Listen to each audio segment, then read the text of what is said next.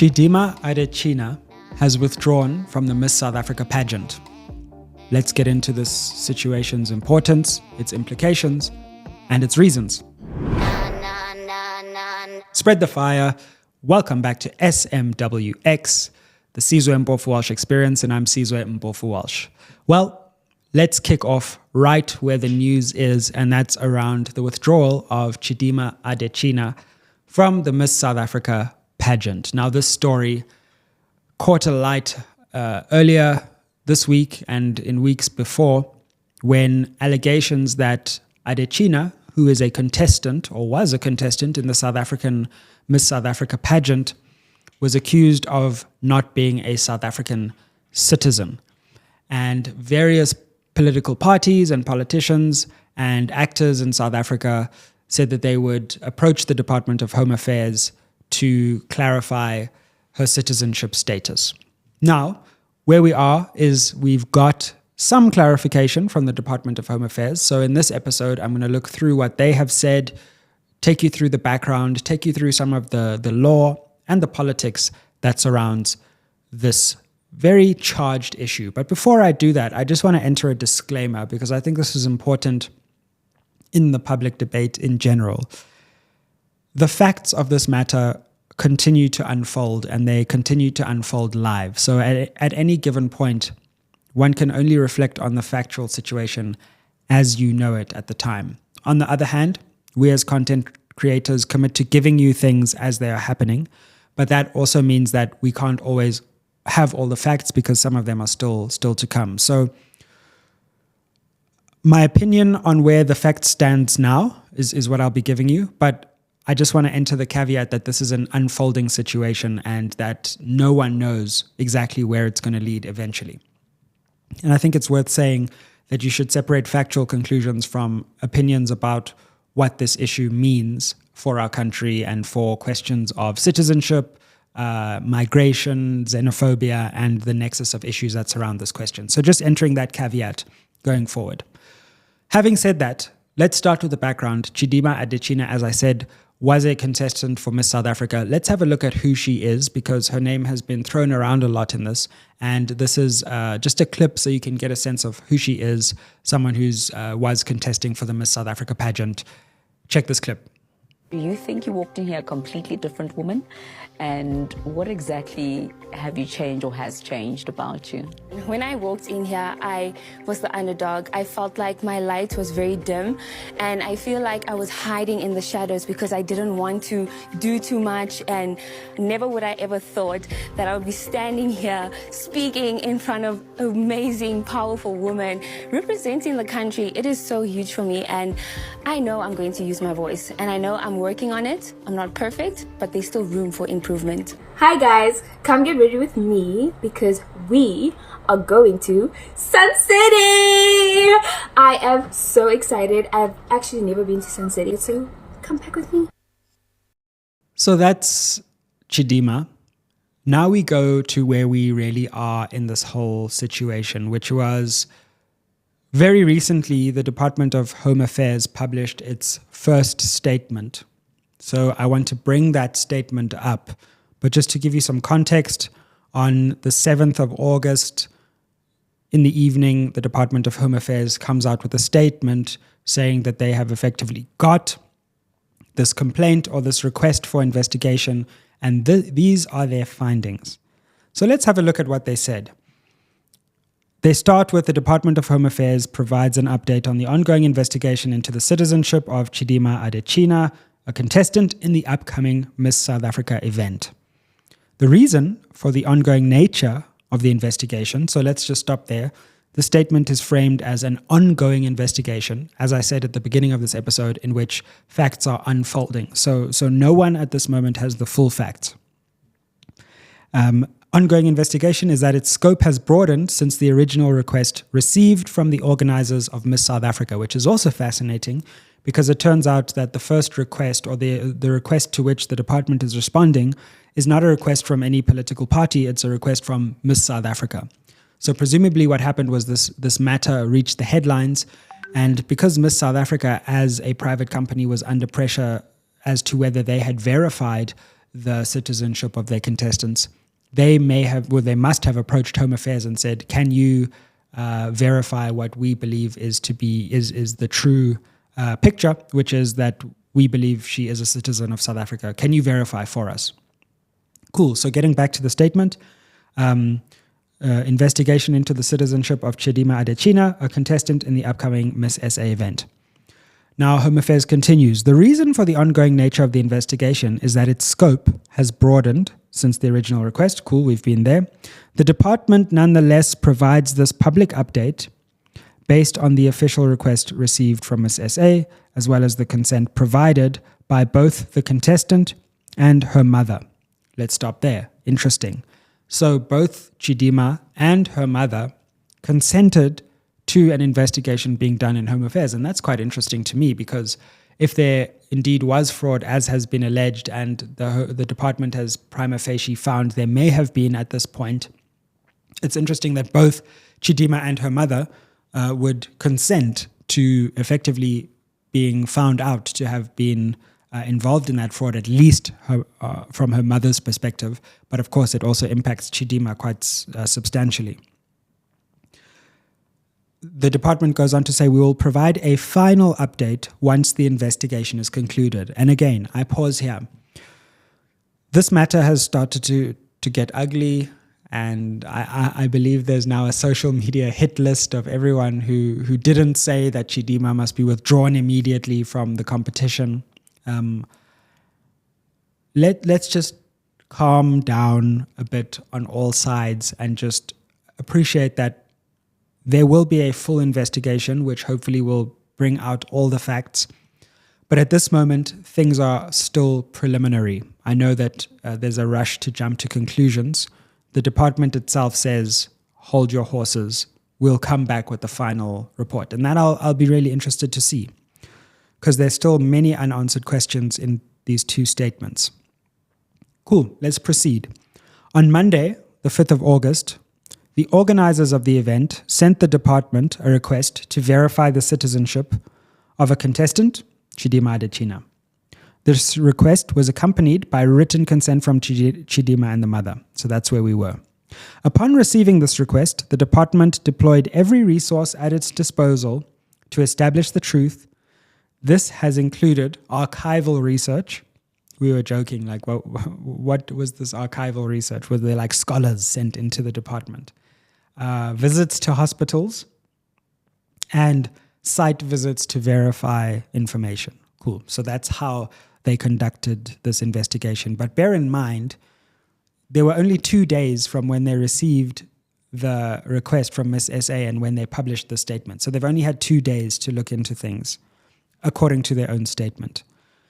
From the information we have received, the department continues, we have uncovered thus far the Department of Home Affairs can indicate that, not conclude, indicate. So this is couched in very preliminary language. However, it looks like their investigation has tended towards a particular direction. And the implications of even that are serious. And we'll get into that. But before we jump onto the implications, in this day and age, quite frankly, I think we all jump to conclusions before reading the documents themselves, right? So I want to go through it quite carefully to see what has been said and what hasn't been said. So their investigation indicates that, and then there are 5 important bullet points. So bullet point number 1, prima facie reasons exist. We don't know what those reasons are, but prima facie reasons exist to believe that fraud and identity theft may have been committed by the person recorded in Home Affairs records as Chidimma Adetshina's mother. Interesting. Very interesting. Because when I read this from a legal perspective, prima facie already means on the face of it. So prima facie does not mean it has been conclusively proven. It means that there is potentially reason to believe, but it needs to be further verified and further confirmed. So prima facie already indicates some kind of provisional nature of the finding. But then it goes on to say prima facie reasons exist to believe that identity theft may have been committed. So interestingly there, again, there's a certain provisional nature of the statement. So what we have is that over 2 days, there's been an investigation and it indicates that there is prima facie reason to believe that something like identity theft may have happened.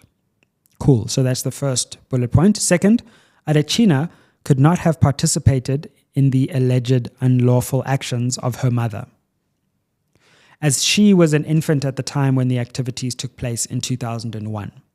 So here what's being said is that even though there's prima facie evidence to suggest potential wrongdoing on the part of Adetshina's mother, Adetshina herself, the contestant, could not have participated in this unlawful process to the extent that it's established.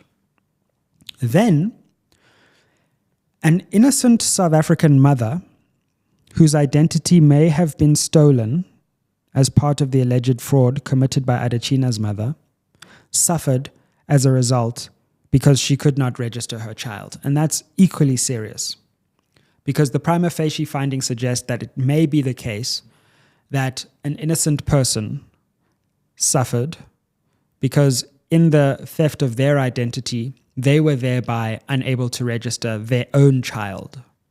So not only did they suffer in not being able to register their child, but the child, of course, also then would have suffered because they were not able to be registered. Now, exactly how long this harm went on for, we don't know yet, and the department has not indicated, but clearly that's a terrible thing. No one should commit identity theft, and those who are on the receiving end of identity theft really bear the brunt, because it's very hard then to become a formal citizen and enjoy citizenship rights. Everything from a mobile phone contract to being able to vote becomes really hard. Getting into an educational institution, opening a bank account. So it's a real serious harm, and we shouldn't talk lightly of identity theft. Then it says the department has broadened its investigation to identify and pursue any officials involved in the alleged fraud scheme and is obtaining legal advice on the implications of the alleged fraudulent activity on Adetshina's citizenship status. So let's stop there. Given everything the department knows and the prima facie findings at present, the department is still not sure what Adetshina's citizenship status is, because it has turned out to be a complex legal question. And that is important to note, because now let's assume, for example, that everything that is alleged on prima facie investigation is actually true, or worse, right? There is still a question about the citizenship status of Adetshina, because of course her mother is not contesting Miss South Africa, right? Adetshina is contesting. So is she or is she not a citizen of South Africa as things currently stand? And I'll give you some thoughts on that later. But it's clear that the department is quick to distinguish between the mother and Adetshina, and they are seeking legal advice, which means they have not come to a conclusion yet on her citizenship. Now, finally, the final bullet point says, upon the completion of the investigation, Home Affairs intends to press criminal charges against all implicated parties. And then the last thing I want to reflect on is that in the line after that, and then we'll end this statement part, they say there are ongoing engagements with all stakeholders, including Adetshina's mother, which is interesting because they're engaging directly with her. They're calling her a stakeholder. They're not saying she's cooperating with our investigation, but they're just saying we're also speaking to her. Fam, I just wanted to interrupt this episode to let you know the 4 ways you can help SMWX. Way number 1, you can invite me to speak at your institution or company.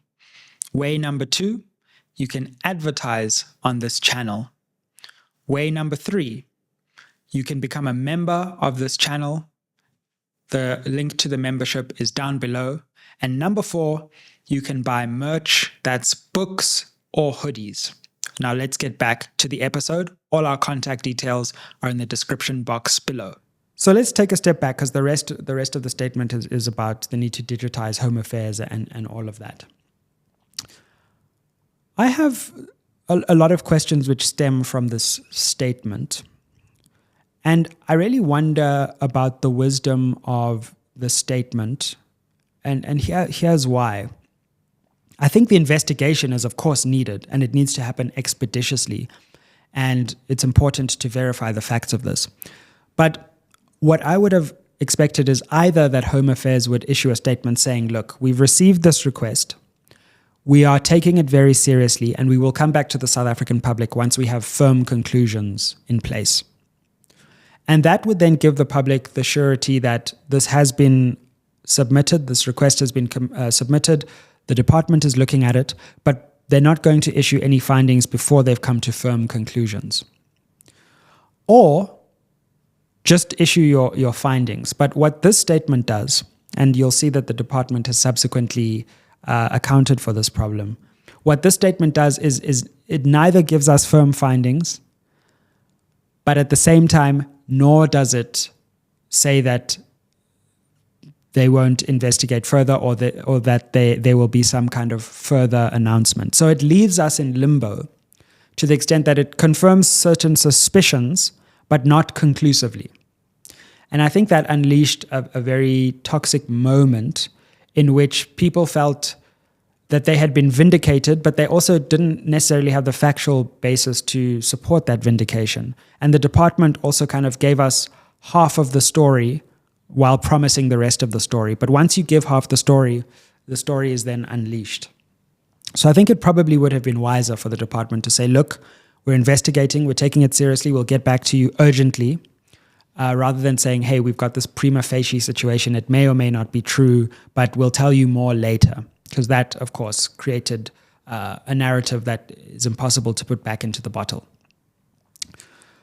However, perhaps the department, in their defense, does have, and neither I nor you can know what evidence they have, but perhaps they have evidence that's so strong that they thought, well, let's put the statement out anyway. But then, if that's the case, just say you have strong evidence. So a bit of a strange decision in terms of the statement, but let's see what they said later. Clearly, because there was all this speculation and people were calling them for interviews left, right, and center, we called the department and even said on this episode, can we get some statements from you? They then issued a subsequent statement, and that subsequent statement basically, I won't read it in any depth or detail, but it just says that they're calling for space. So we are investigating. Don't expect us to come back to you soon. Just let us finish our investigation. We need space. And that's exactly what I thought their first statement should have done. Because now they're getting all these questions, but they don't have the full evidence. And now they don't want to talk about it, but they've already unleashed the statement. So I fully agree. Let's give the Department of Home Affairs space, because we need to know what the situation involving this particular case is and what the facts of this particular case are. We can talk about the wider question of xenophobia in South Africa. We can talk about the wider question of illegal immigration in South Africa and its harms. But each case is specific, and no case presents the full picture of an entire issue. And in some ways, I think in this debate, what has been lost is that some people have been talking about the particular factual situation here, while others have been talking about what this represents about the wider question of immigration in South Africa, which was very much what we did on the channel, was saying, look, this seems to be representative of a deeper problem of discrimination against Black African migrants, whether they're legal or illegal. So we should separate those issues out. We need to get to the bottom of this particular case. By the way, it's incredible to me how the South African government, the South African state, the ANC-led government over many, many years has got away while we look at this situation. Because this is also a question of corruption. This is a question of, trying to get a driver's license in South Africa, trying to renew your ID, trying to get any basic administrative task done is always mired in corrupt networks. Whether you're from South Africa or not, we know that the administration of the South African state is corrupt. And we talk about state capture and these big forms of corruption or pala, but corruption goes right down to street and ground level, and any application and births applications and death applications, we just have this layer of corruption in our state. And we need to stop that. We need to stop that, because the big problem here, or one of the big problems here, is that the way to get ahead in South Africa is you pay someone a bribe, or you commit identity theft, which is still an allegation here, or you pay someone off to get, your child registered. And it's a failure of the South African state itself, which I think is magnified through this particular story, which has struck a public nerve. So one interesting thing here, I think, is the legal implications of all of this. The Citizenship Act is one key statute around which a lot of this revolves, which deals with how you can acquire citizenship. And one thing that is clear is that simply having been born in South Africa does not guarantee that you automatically become a South African citizenship if neither of your parents is a South African citizen. So we know that to be true because that's in the Citizenship Act. However, even if neither of your parents is South African, there are ways of becoming a naturalized South African, and there's a naturalization process, and that requires first getting permanent residence and then demonstrating and ticking certain boxes and applying to the Minister of Home Affairs, who then applies their mind to it and can or cannot grant you that citizenship status. And if they do, then you're a citizen. If they don't, then you have to wait for a while and reapply. But there's no onus on the minister to actually grant you that status if it's already been denied once. So there are still some gray areas here, legally, right? Because if we go further into the Citizenship Act, it says that if neither of your parents is a citizen, so if not one of your parents is a citizen, you can still become a citizen effectively if you would be a stateless person without that citizenship. So if you don't have the rights to any other citizenship, and your parents are not South African citizens, but you're born in South Africa, then you may become a South African citizen. But the question for Adetshina, assuming the allegations are true, and once again, because I know this gets clipped, I'm not assuming that, but assuming they are, then would she have a right to any other citizenship that any of her parents has? So if her father is Nigerian and she has a right to Nigerian citizenship, then she would fall foul of that section which says the only other way to become a citizen is if you don't have any other citizenship rights anywhere else.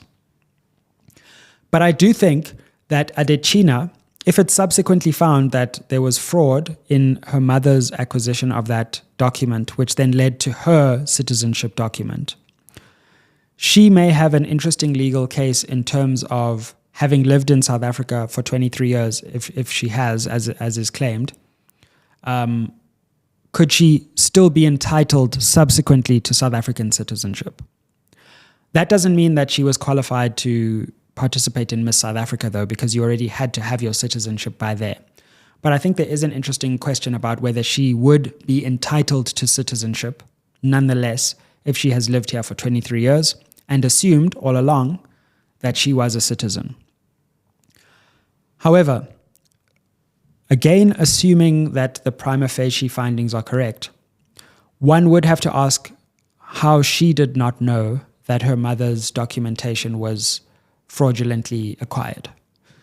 Because one would assume that in the day-to-day activities in life, whether you're voting or you're getting, like I said, a driver's license or anything like that, you often need your identity document. So how did Chidimma herself not know that her mother didn't have these documents? Or if her mother does have those documents, then when were they acquired, etc.? Now, Chidimma has withdrawn from the pageant subsequent to the publication of these statements. And I'd like to bring up the statement that she made when she withdrew from the pageant. because again, I think it's quite important to listen to her own words and try to understand what is being said there. So let's bring up that statement. And what she says is the following. She says, and this statement is the 8th of August, coming from what I believe is her social media channels. I would like to start off by thanking everyone who has stood beside me right from the start of my Miss South Africa journey. I'm really grateful for all the love and support I have been shown. She then goes on to say, being part of the Miss South Africa 2024 competition has been an amazing journey. However, after much careful consideration, I have made the difficult decision to withdraw myself from the competition for the safety and well-being of my family and I. With the support of the Miss South Africa organization, I leave with a heart full of gratitude for this amazing experience. I'd like to take this opportunity to wish my fellow finalists all of the best for the remainder of the competition. Whoever wears the crown represents us all. Now, what stands out to me in that statement is that even after Home Affairs has come out with this prima facie finding, she does not say she is withdrawing because of her citizenship status. She says she's withdrawing for the safety of her and her family. Fam, you asked for some SMWX merch and we have delivered. I know you're always looking for ways to help support and grow this channel, so why don't you buy yourself an SMWX hoodie? Super comfy, super warm, and you can represent SMWX. You can check the link down below for how to buy your SMWX hoodie and help build and grow this channel so we can bring you more interviews, more analysis, and more educational insights. Now let's get back to it. So one could conclude that, well, the Home Affairs has released the statement. She thinks that it implicates her, and she has jumped ship, as it were, because she has been caught or found out. But that's not what she says in the statement. She says she's doing so for her safety. Now, in all of this, I know it is tempting to point the finger at Chidimma Adetshina and her mother, and many people have done that, but I think it's also worth noting that there have been threats and there are questions of her own safety, and we also have to balance that too. I don't know what she's been through at the moment, and again, without exonerating her mother, if the prima facie findings are correct, it's clear that just personal safety is now a key issue. And we know in South Africa that we all fear for our personal safety at any time. So you don't want any reason for that to be worsened. Cool. So that's the situation, and those are the facts as far as we know them. But one can never overstate that more will come out. Let's see what the Home Affairs saga reveals, and let's see. And we'll still be here. Don't worry, the channel's not going anywhere. When more facts come out, we'll be back to address the situation. Having said this, I want to point out two further thoughts, right? The first thought is on immigration and illegal immigration, right? It is true that there are criminal networks, international criminal networks, who target vulnerable countries, and when they can see that law enforcement is not strong in those countries, target those countries for illegal criminal activity. And South Africa is a victim of that. We know that there are massive amounts of wealth that leave the country that way. We know that there are crimes and violent crimes committed in our country by people who are not South African citizens. And they make use of the lack of law enforcement to then jump borders and take advantage of the weak law enforcement in South Africa. So I am not exonerating that. And in fact, I condemn that too, strongly. In fact, you're probably not a South African if you haven't been a victim of that kind of crime. And I have been a victim of that kind of crime. So I know exactly how terrible it is to be a victim of crime, to have a person who is not South African leave the country and not be able to be traced, for example. That's terrible. Should be condemned. So let no one force you into the position that you have to say that you agree with illegality, right? Or illegal immigration or violent crime. It's a serious problem. It's an economic problem, it's a social problem, and it's a political problem. We know that there were reports of many Libyan nationals, that were found in some kind of security training operation, which just revealed a complete dereliction of duty on the part of law enforcement. We know that people have walked out of prisons in South Africa before, right? Much to all of our shock. Okay, so there is a deep problem with our criminal justice system, which includes home affairs, which is you cannot have a criminal justice system until you verify who is a citizen and who is not, and therefore who is subject to the law and in what way. So it starts at home affairs. It goes into correctional services, where we saw all of those raids where the correctional facilities or prisons are these grounds for just doing whatever you want and playing PlayStation in certain instances. It goes to the court system. It goes to the legal system. It goes to policing. So we have a crisis of law enforcement in South Africa. And on top of that crisis, we also have an attendant crisis of illegality when it comes to the immigration system. And to the extent that this is proven, it will show that crisis. So I fully agree with that. And I hear those South Africans who say this is a serious issue because it affects me in various ways. It affects my employment. It affects my ability to register as a South African, etc. So I think we should acknowledge that, and we can acknowledge that in honest ways.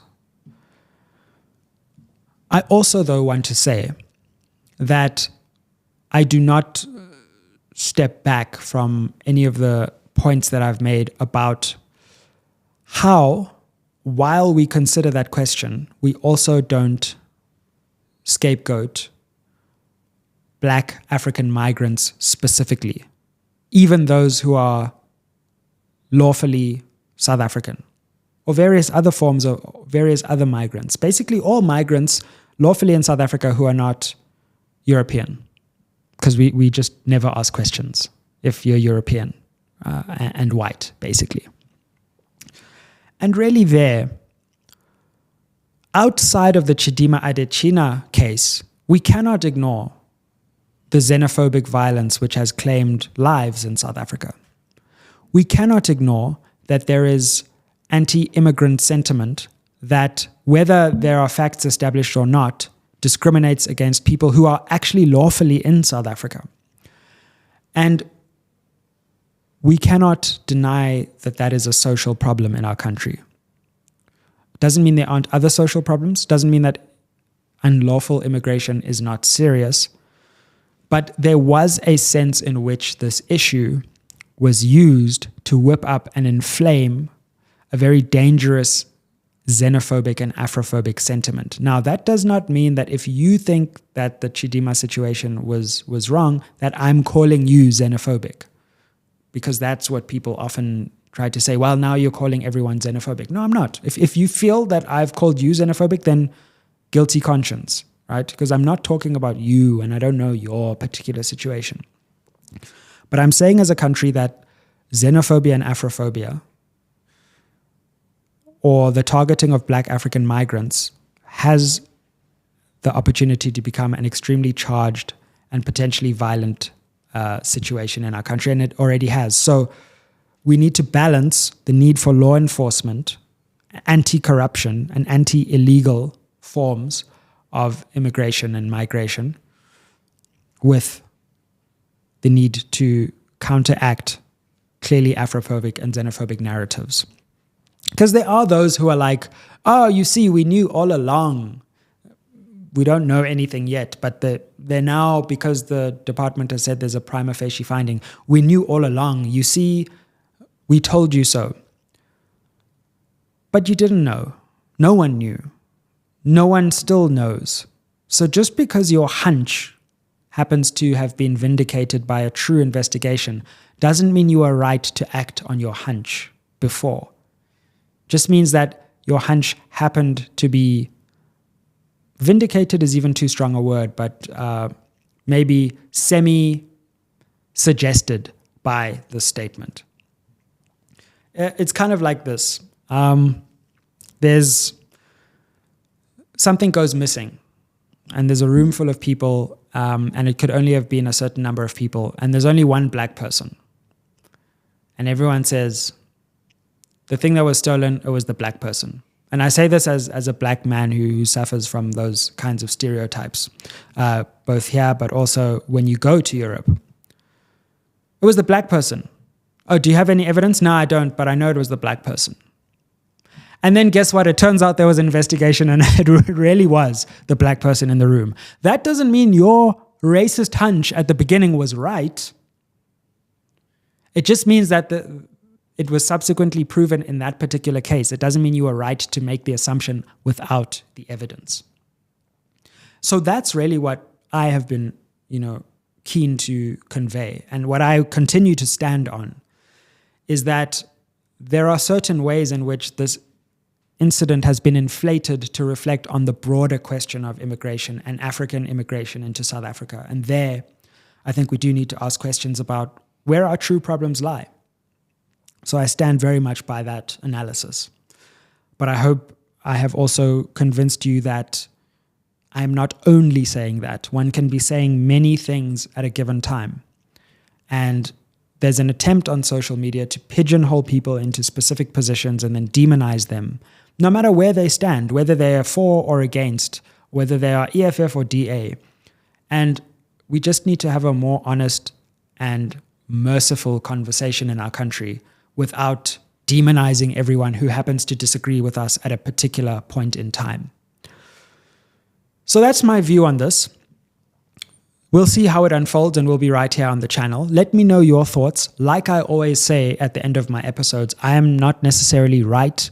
I don't know everything. I give you a perspective and I try to analyze a question. And then I say to you, what do you think? Let's contribute to the public debate. And similarly on this, I don't know everything. I'm probably not right on everything again, but I'm offering my perspective, my analysis in this moment, and we'll see how it unfolds in the next moment. Thank you for joining SMWX. Great to have you again on the channel. Help us get to 200,000 subscribers. You've been very kind this week. Our JJ Dabane interview crossed 100K. Our Pastor Mboro interview crossed 100K. And this channel is growing and it feels great. So thanks for tuning in. See you next time. Aye.